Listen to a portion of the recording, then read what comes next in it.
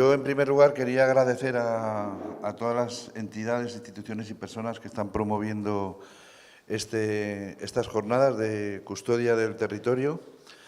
Vamos a ver este ámbito desde la perspectiva del cambio climático, porque la lucha contra el cambio climático, contra los efectos del cambio climático, no se puede plantear en ningún lugar del mundo, ni a escala global ni a escala local, si no es con una visión de cooperación, de transversalidad y de trabajo conjunto entre los grandes y los pequeños, ¿no?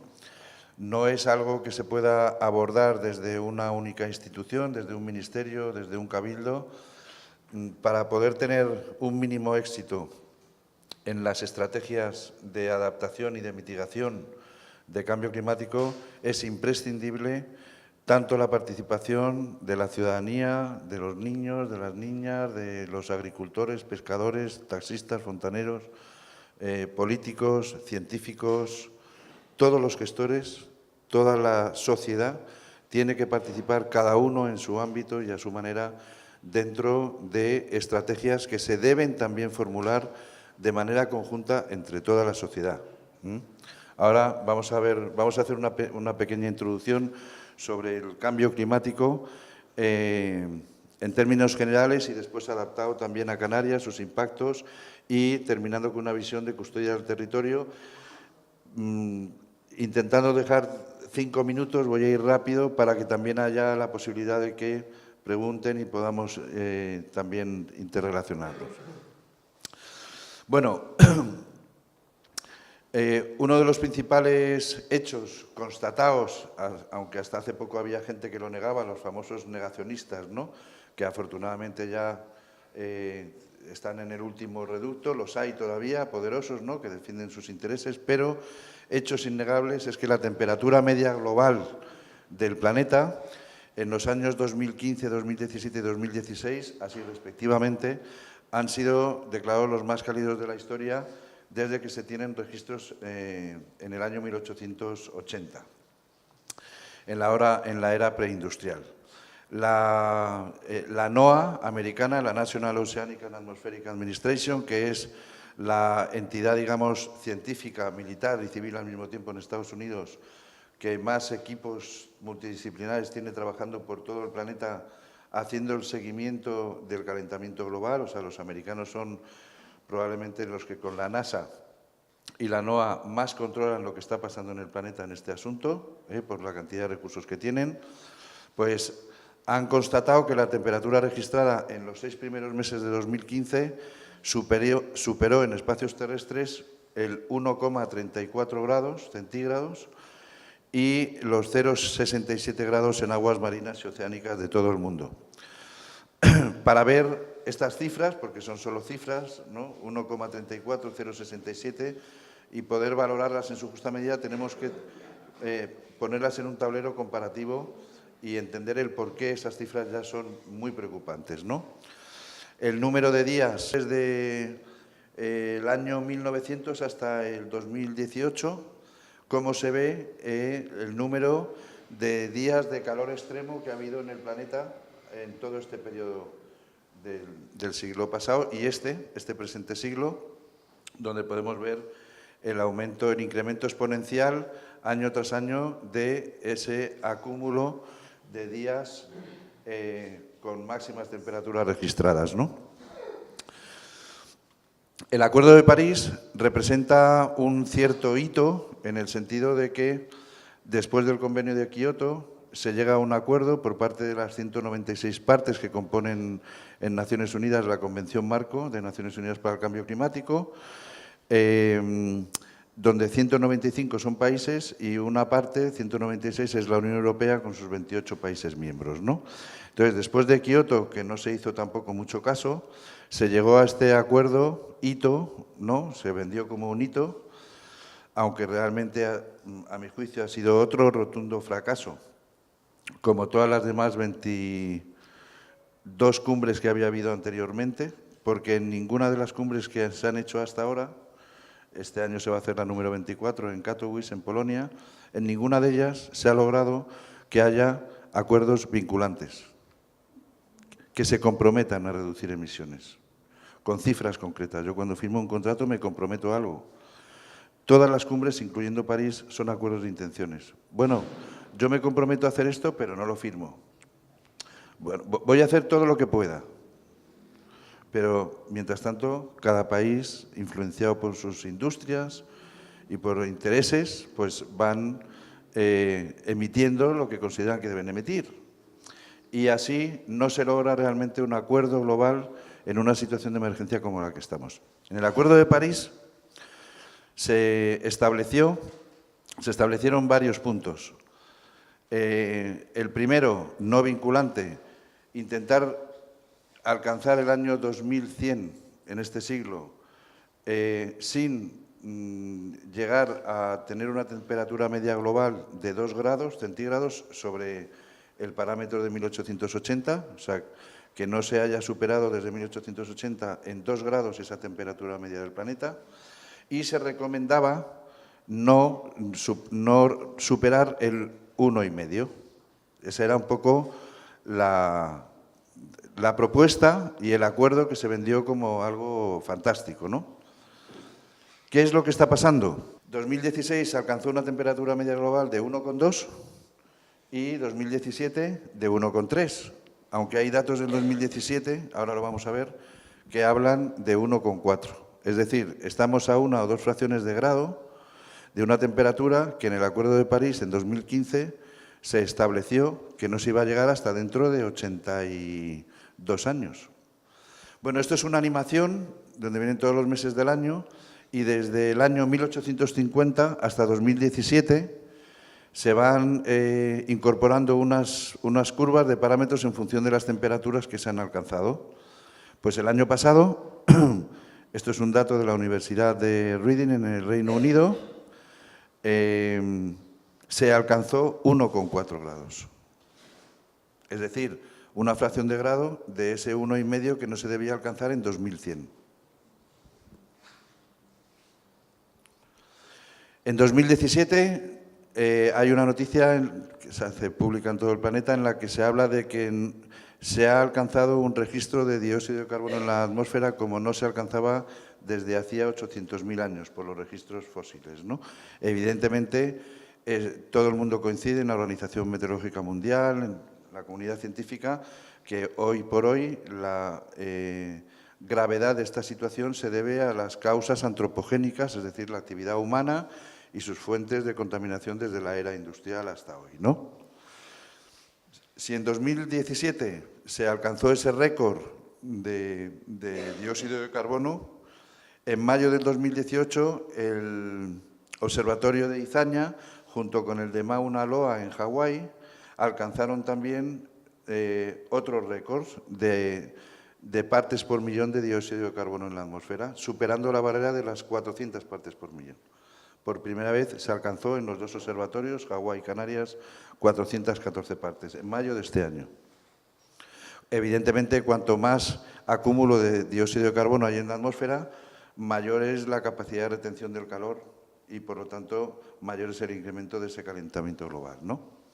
Al mismo tiempo, 2017 fue declarado por la NASA, por la NOAA y por la IAP de China, que es una entidad que trabaja ahora muy vinculada al cambio climático. Los chinos también están empezando a estar en la vanguardia de la lucha contra el cambio climático, aunque han hablado de que van a seguir emitiendo hasta el año 2025 porque tienen todo el derecho, pero se han posicionado también en la vanguardia de acciones de adaptación y de investigación, ¿no? Y han determinado en 2017 que este año también fue el más cálido para los océanos de todo el planeta. Bueno, aquí hablando ya de impactos en Canarias, pues desde 1983 a 2017 la temperatura del océano se ha incrementado 1 grado, de 1983 al 2017 1 grado, es un tiempo muy pequeño, muy corto para esa magnitud de temperatura. 1 grado es muchísima temperatura para un tiempo tan corto. Y al mismo tiempo se ha registrado un aumento del nivel del mar de unos 2,09 milímetros al año, que esto, pues en 90 años, se habla aproximadamente de 17 centímetros. 17 centímetros en vertical quiere decir que depende de los ángulos de las costas, en algunas playas puede suponer la pérdida de 5, 6, 7, 8, 10 más metros. ¿Vale? Y con el agravante de que el crecimiento del nivel del mar desde 1927 a 2017, esos 90 años, no puede ser comparado con el crecimiento del nivel del mar que va a haber en los próximos 90 años. Porque evidentemente el nivel de calentamiento ya es muy superior, el nivel de deshielo también, y esos 17 centímetros en 90 años pueden convertirse en muchos más en los siguientes 30 o 40, con la pérdida de espacios litorales y costeros que ello implica.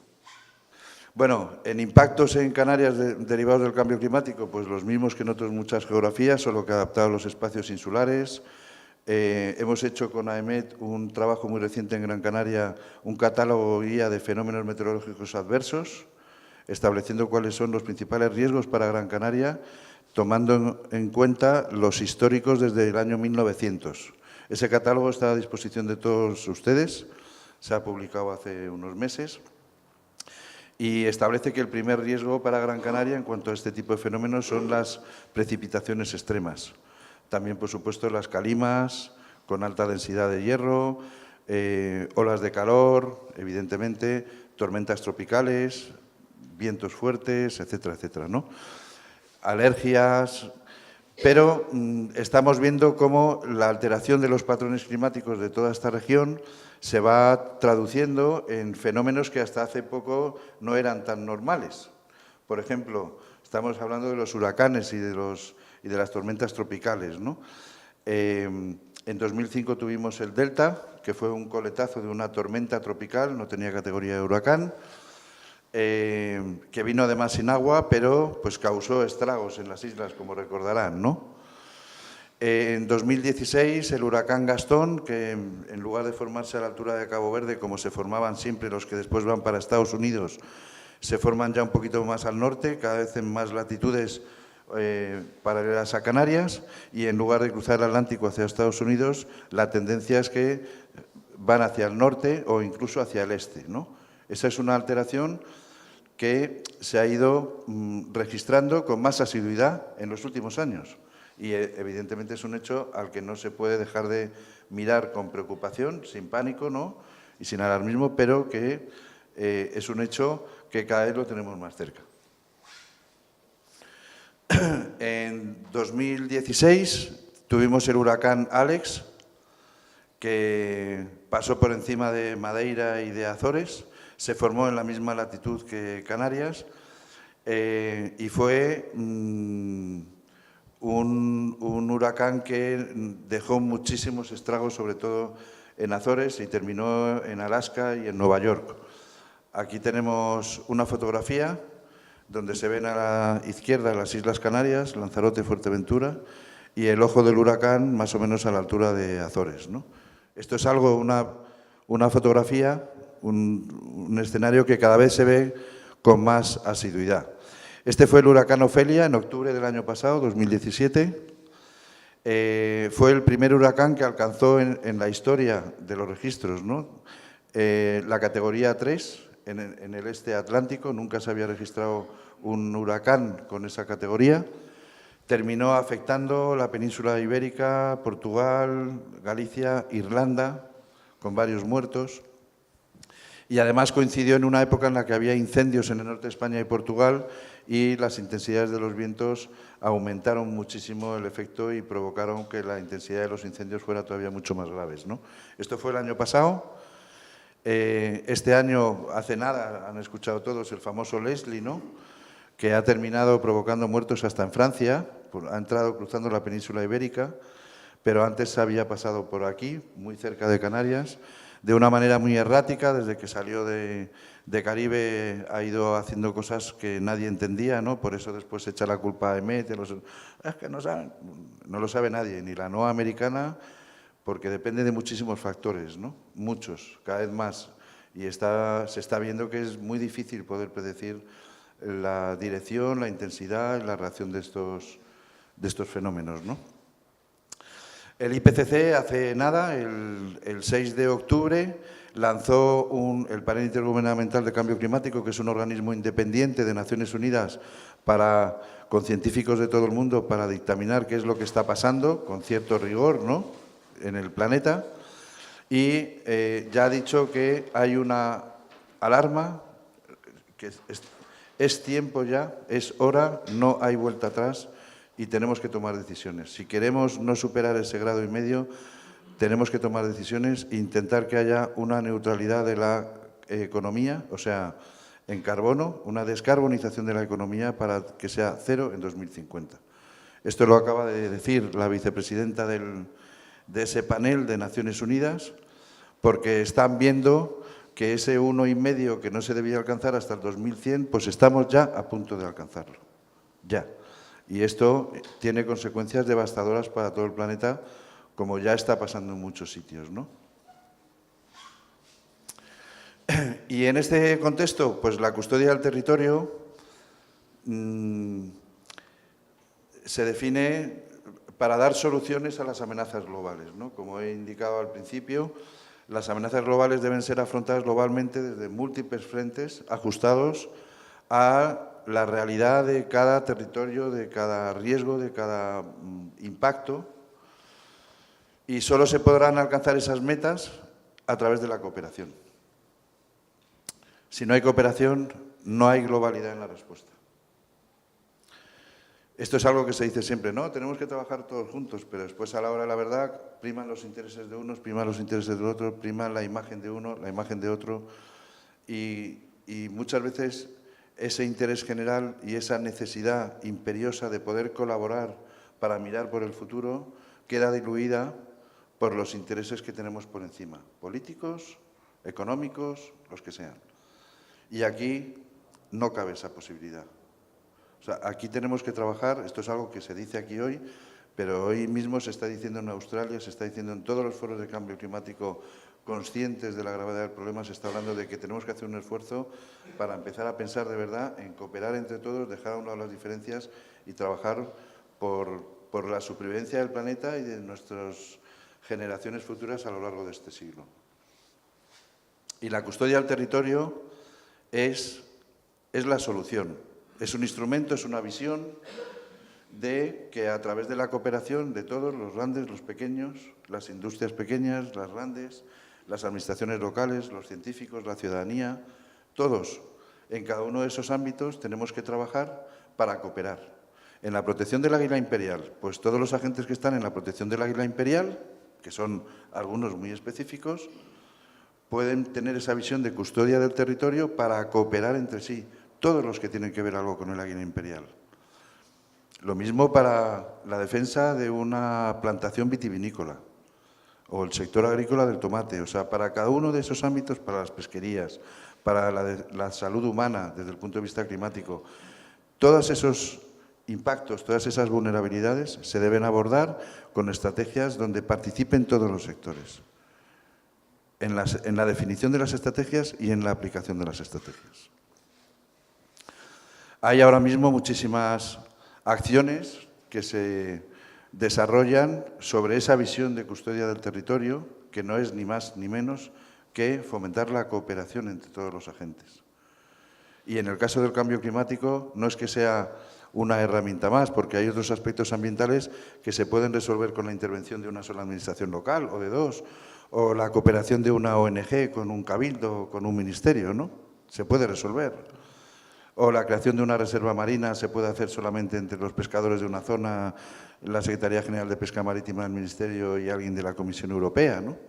Puede ser. Pero en la lucha contra el cambio climático, la cooperación tiene que afectar a toda la sociedad, todos los agentes sociales.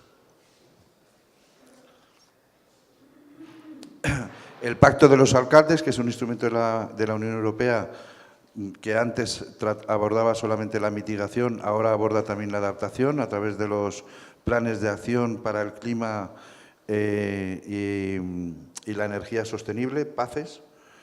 Es un ejemplo también de custodia del territorio, porque integra los agentes de los municipios, empezando por el propio ayuntamiento, pero también las industrias, la ciudadanía, los sectores primarios. Es un ejemplo más de custodia del territorio que tenemos que fomentar. Tenemos que acostumbrarnos a trabajar en equipo. Y por último ya, bueno, pues desde el ámbito canario, propuestas concretas para reforzar esa visión de custodia del territorio, pues fomentar una ley autonómica de cambio climático, como ya tienen Cataluña y Baleares, después de años de proceso consultivo, no 15 días que te dan en verano para que veas un documento. No, son años de fomentar voluntariamente la participación. Ahí se demuestra si quieres contar con la gente o no. Y en este caso, una ley de cambio climático no se puede hacer en 15 días con un borrador en verano, porque no hay participación. Uno tiene que garantizar la participación y si tiene que dejarlo 2 años, pues lo hacemos 2 años. Y vamos a ver qué mecanismos de comunicación para llegar hasta el último agricultor, hasta el que no sabe escribir, pero que tiene mucho que decir.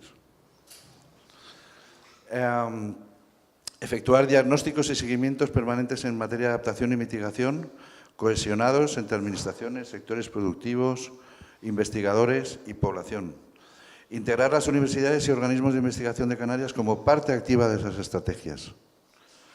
Es decir, aunar los trabajos dispersos, porque Canarias tiene un trabajo formidable en investigación del cambio climático. La Universidad de La Laguna, Las Palmas de Gran Canaria, la Universidad, el ITER, el ITC, son entidades que tienen un nivel de investigación, de docencia, de cambio climático espectacular. Tienen artículos, trabajos hechos de la vanguardia mundial científica. Están publicados en la revista Science, en Nature, pero después muchos de ellos están en una gaveta cogiendo polvo. Incluso ahora se está haciendo otras muchas cosas, pero no se ha aunado nunca ese trabajo, está disperso. Vamos a coger todo ese tesoro documental que se ha hecho desde hace muchos años, a ponerlo encima de la mesa para evitar que ahora alguien empiece a hacer lo que ya está hecho hace 10 años, porque ni siquiera sabe que se ha hecho. Y eso también es una parte que ayuda a la custodia del territorio. Incrementar la eficiencia energética e hídrica en los consumos de la industria, en los hogares, infraestructuras, transportes. Entre todos, con esa visión de custodia, ciudadanía, empresas, pequeñas, medianas, administraciones, podremos conseguir que nuestros niños, niñas, sectores productivos puedan usar la energía y el agua de una manera mucho más racional y eficiente, si son conocedores de la aportación que ellos pueden hacer para luchar contra el cambio climático. Esto es una labor de todos.